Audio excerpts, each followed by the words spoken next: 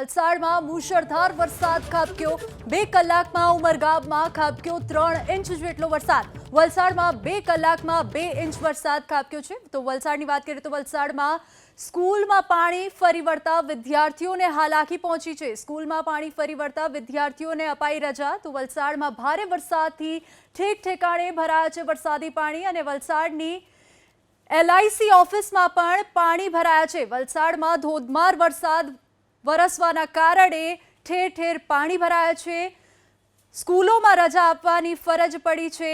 વલસાડમાં ભારે વરસાદના કારણે અનેક જગ્યાએ જળબંબાકારની સ્થિતિ સર્જાઈ છે।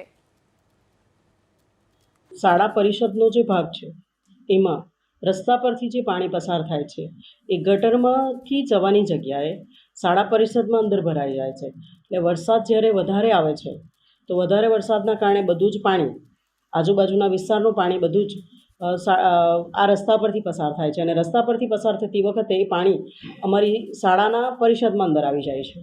અમારા પરિષદની તો સફાઈ કરવામાં આવી જ હતી। પ્રી મોન્સૂન કામગીરી અમે તો અમારા તરફથી સંપૂર્ણ પૂરી કરી હતી। તેમજ વલસાડ નગરપાલિકાને પણ લેખિતમાં રજૂઆત કરવામાં આવી હતી।